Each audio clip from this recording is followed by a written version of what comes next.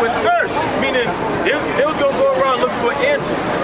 That's why when a so-called Negro, he get locked up, where do he go? He become a Muslim.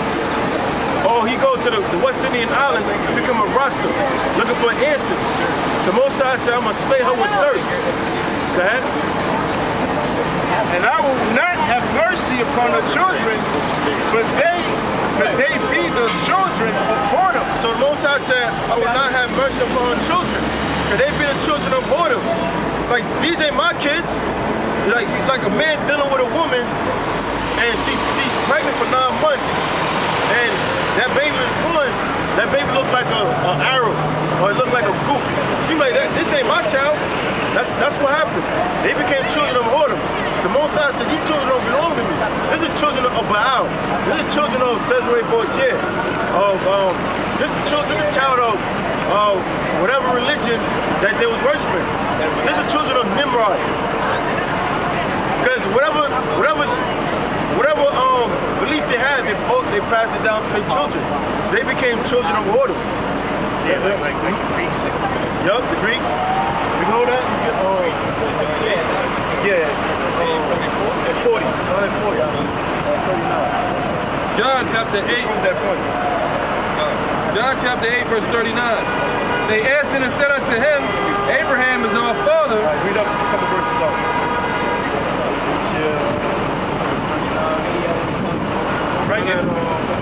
Right, and that was the same situation when Israel going back into a time when Paul was on the scene.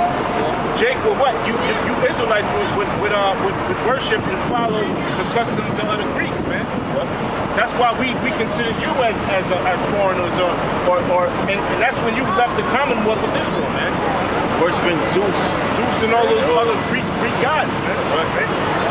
John 8, verse 34. It says, and Yahushua answered them, Verily, verily, I say unto you, whosoever committeth sin is the servant of sin. And the servant abideth not in the house forever, but the Son abideth forever. If the Son therefore shall make you free, ye shall be free indeed. I know that ye are Abraham's seed, but ye seek to kill me, because my word... So Yahushua said, I know ye are Abraham's seed, but ye seek to kill me. Because Yahushua was bringing forth the word of the Most High. They wanted to kill Yahushua. They wanted to set him up and bring him forward Caesar. Go ahead. It says, I know that ye are Abraham's seed, but ye seek to kill me, because my word hath no place in you. Go ahead. And it says, I speak that which I have seen with my father. Yeah, he said, I speak that which I have seen of my father, which he referenced towards the Most High. Go ahead.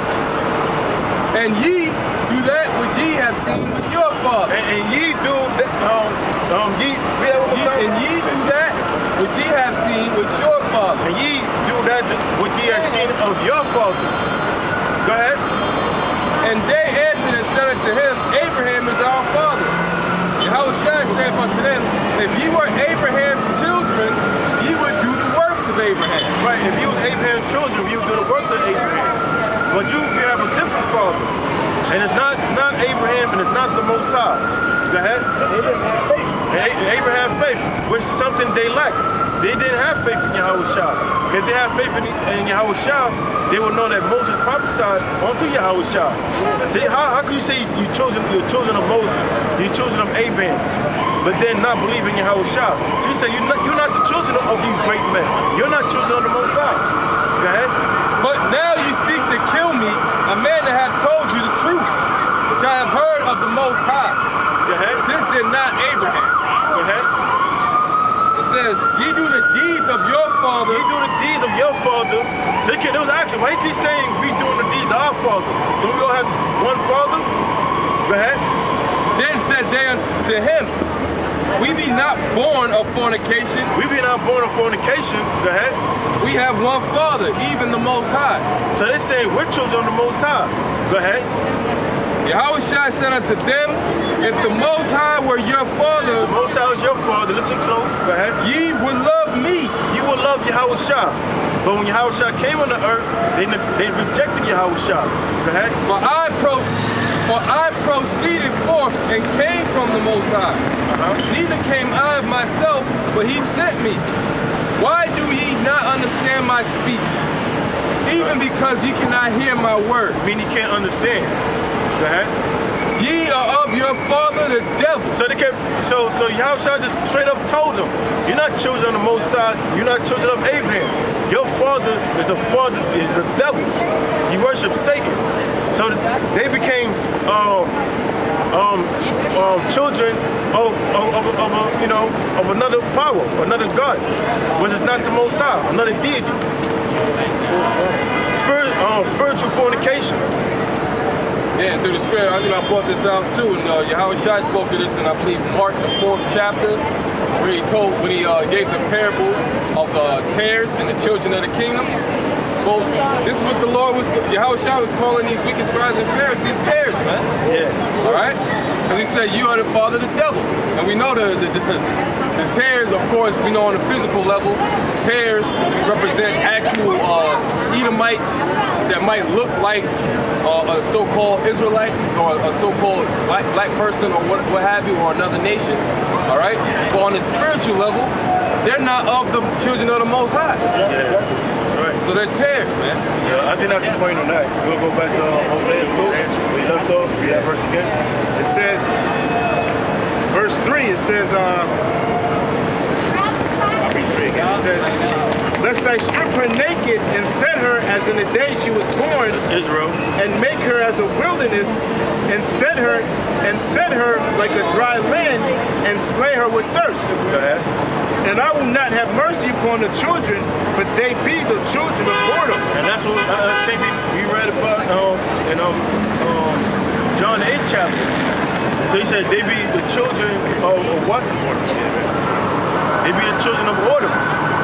Meaning they worship not the Most High. They children of other nations, other deities.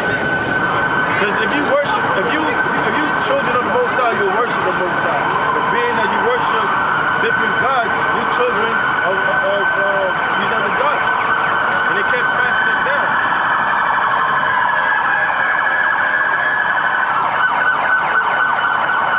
So Israel was secretly worshiping Nimrod and Balaam. And they secretly passed it down to their children.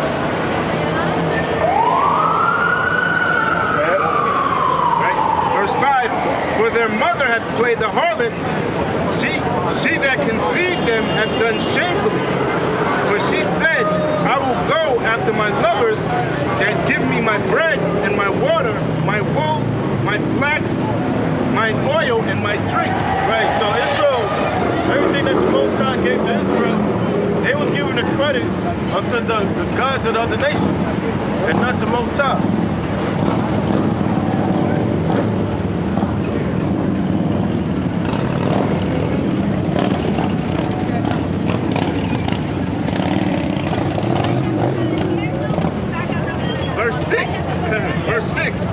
Therefore, behold, I will hedge up thy way with thorns, and make a wall that she shall not find her paths.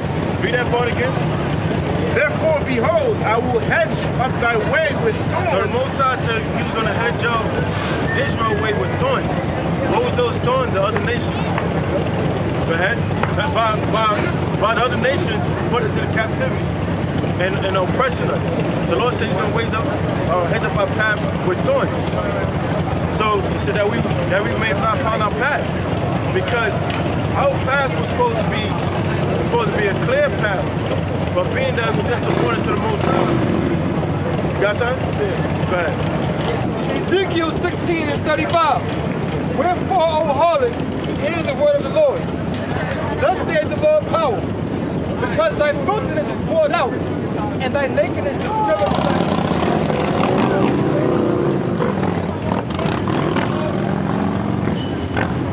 Right, go ahead. Thus saith the Lord power, because thy filthiness is poured out, and thy nakedness discovered through thy whoredoms. Right, thy nakedness was discovered through her whoredoms. Now, how did Israel become naked? By casting off the garments, which is the word. They became exposed. Go ahead. All right? Discovered, and thy nakedness discovered through thy whoredom with thy lovers, and with all the idols of thy abominations. That was the lovers, the idols. And by the blood of thy children, which thou didst give unto them. Right, because they sacrificed their children unto the idols. Behold, therefore I will gather all thy lovers, with whom thou hast taken pleasure, and all of them that thou hast loved, with all of them that thou hast hated. And now I even gather them round about against thee, and will discover thy nakedness unto them, that they may see all thy nakedness. That's right. And I will judge thee as women that break So it said they should see thy nakedness, meaning our shame was going to be revealed unto the nations.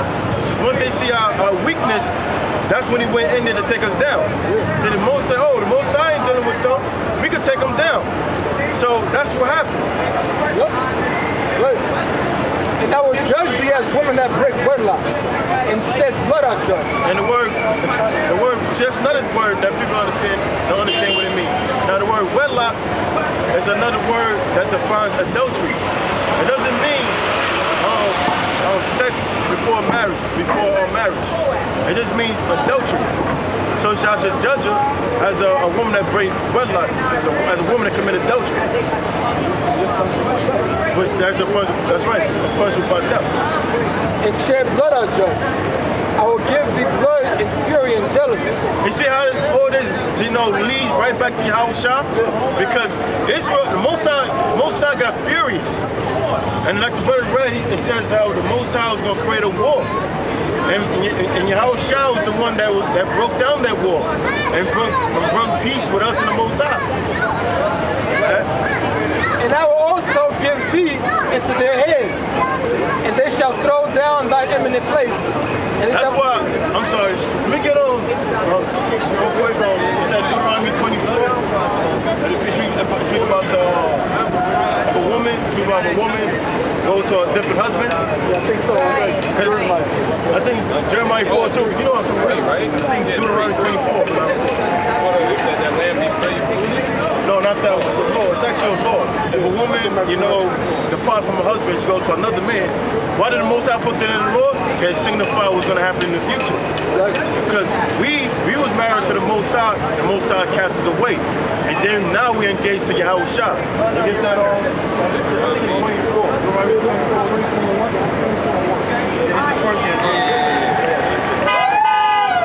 Deuteronomy chapter 24, verse 1. When a man hath taken a wife and had married her, and it come to pass that she find no favor in his eyes, because he hath found some uncleanness in her, then let him write her a bill of divorcement. And that's what happened. That's just an actual law. This is what happened between Israel and the Most High. Go ahead. You know what I want? 1 Corinthians 7. Go ahead. Look. And give it in her hand and send her out of his house. That's what happened with Israel. Because why the Most High put this in the law? Because it signified what's going to happen with Israel. So, read that part one more time, bro. Yep, it says, then let him write her a bill of divorcement. So the Most High gave us a bill of divorcement, go ahead. And give it in her hand and send her out of his house. And that's what happened. He cast us out of the land. He said, since you're not a righteous nation, get out this house. Meaning get out this land and allow, he sent forth the heathens to put us in slavery.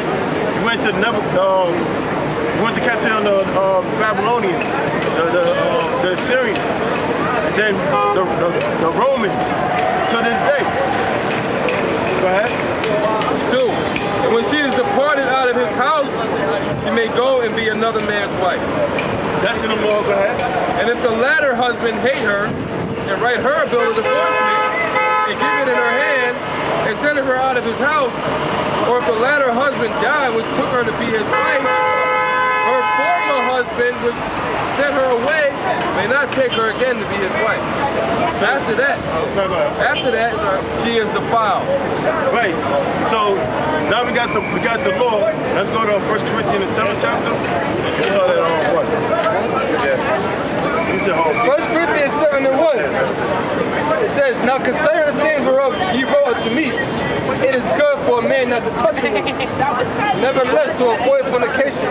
Like fornication means adultery. Yeah. Let every man have his own wife, and let every woman have her own husband. But the husband render unto the wife due benevolence, and likewise also to the wife unto the husband. The wife hath not power of her own body, but the husband.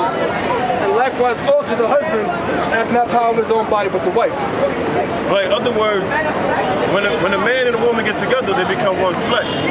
All right, so there's another scripture that tells you, you know, pretty much you treat your wife's body the way you treat your own body. It's Ephesians. So like, meaning like you gotta say you got a wife, you gonna go deal with some escorts and prostitutes, and you know, and bring back STDs and stuff and bring it home. You know, you gotta be a righteous man. Go ahead. Right? It says, the wife hath not power over her own body, but the husband. And likewise, also the husband hath not power over his own body, but the wife. Defraud not one another, except it be for consent for a time, that ye may give yourselves to fasting and prayer. And that goes into sex. Meaning, you know, a woman wants sex, you have sex with her. And a man wants sex, you know, vice versa.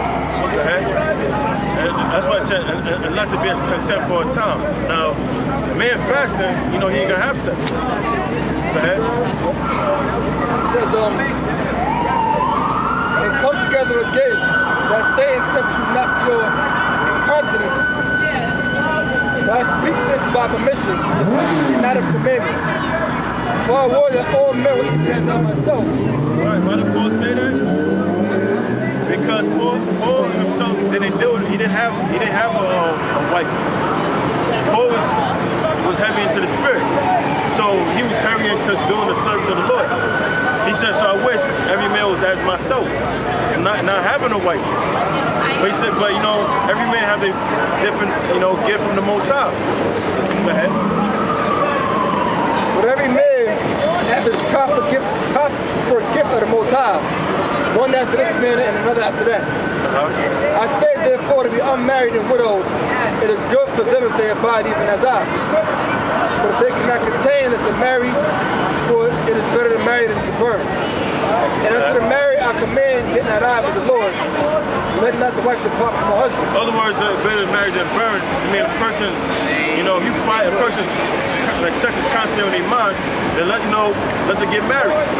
Because Satan gonna jump in your mind. Yeah, married don't mean put a ring on the finger. Yeah, it don't mean that. Well, married means to join together. And they become married through the act of sex. That's why you have, after the wedding ceremony, you have the honeymoon, when it was supposed to be the actual marriage. But and if she depart, let her remain unmarried or be reconciled to her husband, and let her husband put away his wife. But to the rest I speak.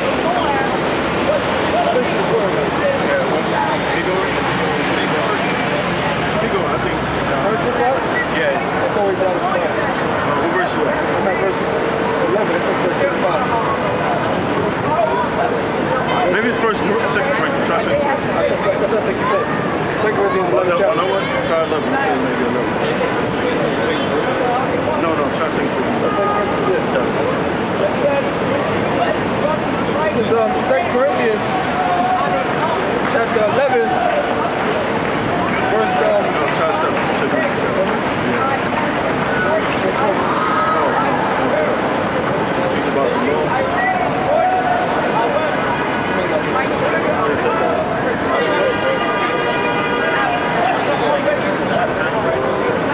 Yeah, because Israel was referred to as a woman throughout all the scriptures, man.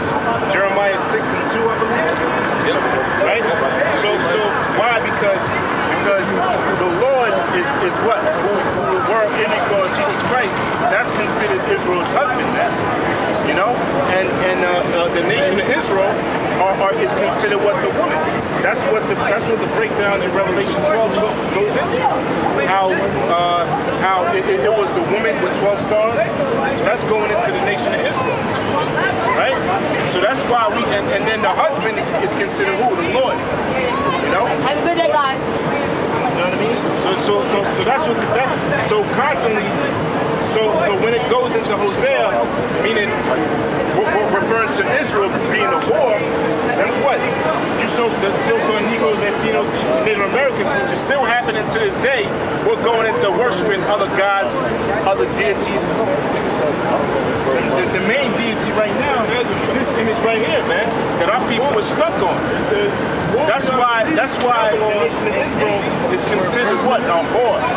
Because we've gone into other philosophies that are not the commonwealth of Israel, this is the true image of the Lord, man. All right? This image right here is nowhere in the scriptures, man. But you can't get that out of a nigga's head, man. And when I mean nigga, I mean a Latino nigga and a Native American nigga, man. This image right here is seared into our people's mind. Here it is, it's 2017, and our people still think the Lord's image is like this. When this image is nowhere in the scriptures, man. That's why a majority of the people of Israel are going to be put to death, because they refuse to acknowledge this image, which is all over the scriptures, man. I got something. This is Mark chapter 10, verse 5. This is Mark 10 and 5. The brother put out Deuteronomy 24th chapter, when they mentioned about the board of divorcement. That's spiritual. Come on, Mark. This is Mark chapter 10, verse 3. It says, step 2. And the Pharisees came to him and asked him, is it lawful for a man? Is it lawful for a man to put away his wife, tempting him? It was Romans 7. And he answered and said unto them, what did Moses command you? And they said, Moses suffered to write a bill of divorcement and to put her away. Going back to what you would have read in the book of Deuteronomy 24:1. It's about the bill of divorcement. But that was the bill of divorcement between a man and a woman. But the Most High sent forth a bill of divorcement between himself and Israel, who is his wife. And Yahushua answered and said to them, for the hardness of your heart, he wrote you this precept. So this says that for the hardness of our hearts, the Most High broke both the bill of divorcement between a man and his wife. For the hardness of Israel's hearts, the Most High wrote a bill of divorcement to Israel, who is his wife. You got that? Right, this is Romans 7 verse 1. Know ye not, brethren, for I speak to them that know the law, how that the law hath dominion over man as long as he liveth. For the woman... Yeah, we read the Lord, Deuteronomy 24. Right, it says, verse 2, for the woman which hath an husband is bound by the law to a husband so long as he liveth.